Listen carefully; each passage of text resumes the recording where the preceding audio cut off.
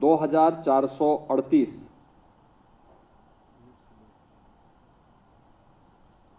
अभ्यर्थियों को ये नियुक्ति पत्र आज एक साथ वितरित हो रहे हैं, जिसमें 2425 आंगनबाड़ी केंद्रों में प्रदेश की कुपोषित माताओं के लिए और नवजात शिशुओं के पोषण अभियान की मॉनिटरिंग के लिए मुख्य सेविकाओं का और 13 फार्मासिस्ट की चयन की प्रक्रिया संपन्न होने के उपरांत आज ये नियुक्ति पत्र वितरण का कार्यक्रम हो रहा है। मैं सबसे पहले जो प्रदेश भर की बेटियों को यह अवसर प्राप्त हो रहा है, उन सबको, उनके परिवार के सभी सदस्यों को इस चयन की प्रक्रिया में सफलतापूर्वक नियुक्ति पत्र वितरण होने के इस अवसर पर प्रदेश सरकार की ओर से हृदय से बधाई देता हूं और अधीनस्थ सेवा चयन आयोग को इस पूरी प्रक्रिया को निष्पक्ष, पारदर्शी और शासन की मंशा के अनुरूप करने के लिए हृदय से धन्यवाद भी करता हूं। वास्तव में हर एक युवा के मन में एक सपना होता है और उस सपने को प्राप्त करने के लिए वह अपने स्तर पर प्रयास करता है, एक स्वस्थ प्रतिस्पर्धा को आगे बढ़ाने का काम करता है। उस युवा के सपने को मंच देने का काम किसी भी लोकप्रिय सरकार को करना चाहिए। इस सरकार का दायित्व होता है युवा प्रतिभाशाली होता है, ऊर्जा से भरपूर होता है, उसको सही दिशा मिल सके, वह राष्ट्र निर्माण की प्रवर्तमान अभियान का हिस्सा बन सके, यह किसी भी सरकार की जिम्मेदारी बननी चाहिए। लेकिन जब वही युवा भेदभाव का शिकार होता है, बेईमानी और भ्रष्टाचार की भेड़ चढ़ता है, ये क्षति केवल एक युवा की नहीं होती, राष्ट्रीय क्षति होती है। राष्ट्र उस प्रतिभा से वंचित होता है, पीढ़ियां उस प्रतिभा से वंचित होकर के, कुंठित होकर के निराशा और हताशा की ओर जाती है। दुर्भाग्य से लगभग 2 दशक तक उत्तर प्रदेश एक लंबे समय किस हताशा, निराशा के जाल में फंस करके पूरी तरह अंधकार के युग में जा चुका था।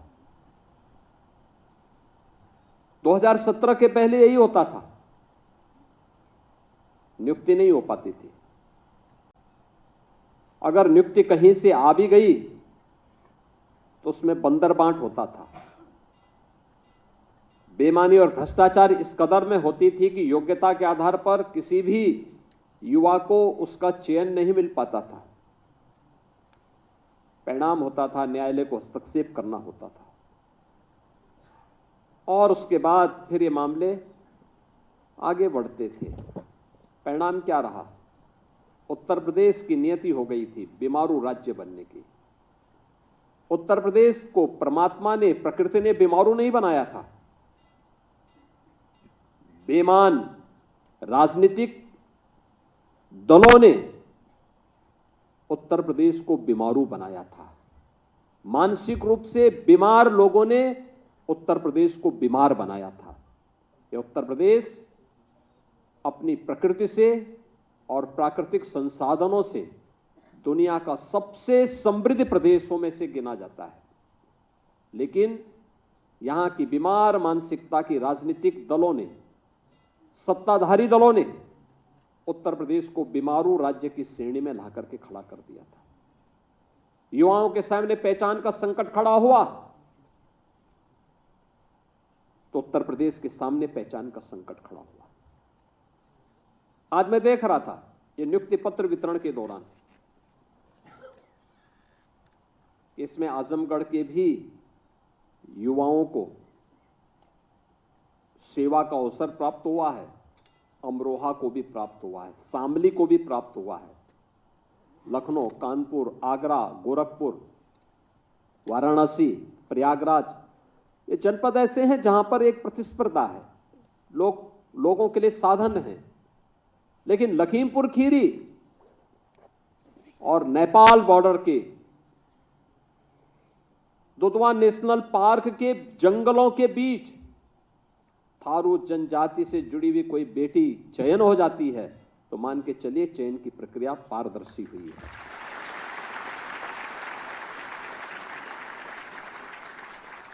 चयन की प्रक्रिया में अगर सुदूर किसी आजमगढ़ से, किसी अमरोहा से, किसी बिजनौर से, किसी शामली से, किसी ललितपुर से, किसी जालौन से, किसी सोनभद्र से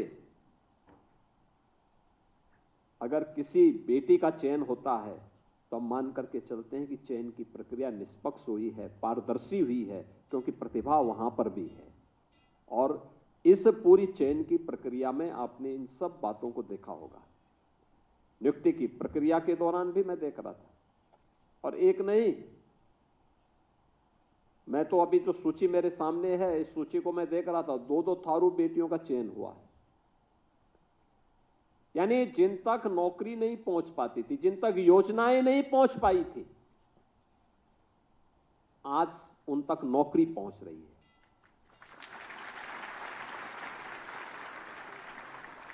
उत्तर प्रदेश बीमार नहीं था, उत्तर प्रदेश को बीमार किया गया था। यह देश 1947 के बाद भी 1960 के दशक तक उत्तर प्रदेश देश का सबसे अग्रणी प्रदेशों में से गिना जाता था। देश के अंदर उत्तर प्रदेश का योगदान 14% से अधिक माना जाता था। लेकिन 1960 के बाद से लगातार गिरावट जो आई,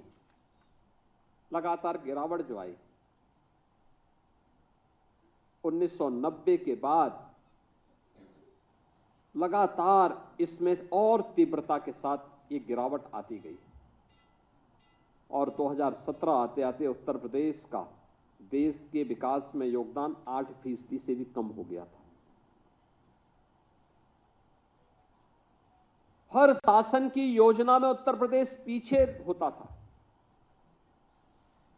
क्या खाद्यान्न उत्पादन में, क्या प्रदेश के अंदर इंफ्रास्ट्रक्चर में, क्या इन्वेस्टमेंट में, किसी भी फील्ड में उत्तर प्रदेश एकदम पिछड़ता गया। यहां के नौजवान कहीं उत्तर प्रदेश से बाहर जाते थे, यहां तो नौकरी नहीं मिलती थी, कोई रोजगार नहीं होता था। लेकिन यहां का नौजवान जब उत्तर प्रदेश से बाहर जाता था तो बाहर जाकर के भी उसके सामने पहचान का संकट खड़ा होता था। आज मैं देख रहा था आजमगढ़ का नौजवान भी जब यहां पे चयन हुए हैं, आजमगढ़ की बेटियां भी जब चयनित हुई हैं, मैं देख रहा था एक समय होता था आजमगढ़ का नाम लोग सुनकर के डरते थे, उसके नाम से पहले ही उनको बाहर कर देते थे। होटल और धर्मशाला में रूम नहीं देते थे लोग। ये स्थिति किन लोगों ने बनाई? इन लोगों ने बनाई जिन लोगों ने प्रदेश को दंगों की आग में झोंक करके प्रदेश के सामने पहचान का एक संकट खड़ा किया था,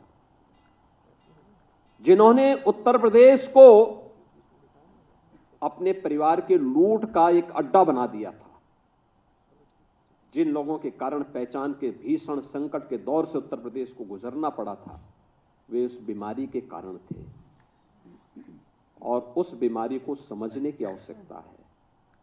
और ये आपका सौभाग्य है। याद रखना, कार्य कोई बड़ा नहीं होता, कोई छोटा नहीं होता।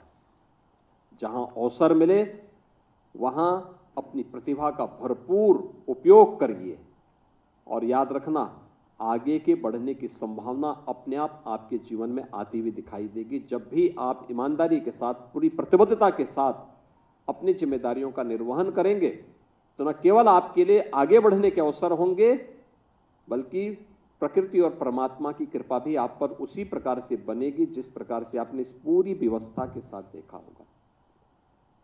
आज आप इस बात को कह सकते हैं कि चयन की प्रक्रिया में आपके साथ न भेदभाव हुआ है, तो आपको भी किसी के साथ कोई भेदभाव नहीं करना। 25 करोड़ जनता के लिए आपको सेवा का अवसर प्राप्त हो रहा है। और याद करना, ये मिशन रोजगार के साथ हम लोग नियुक्ति पत्र वितरण के कार्यक्रम को इसीलिए जुड़ते हैं क्योंकि प्रधानमंत्री जी इस बात को कहते हैं कि यह इस बात का संकेत होना चाहिए कि किसी के साथ अन्याय नहीं हुआ है, न होना है। तो अगले व्यक्ति की भी गारंटी होनी चाहिए कि वह भी इस बात की गारंटी के साथ जुड़े कि कोई भेदभाव हम भी नहीं होंगे,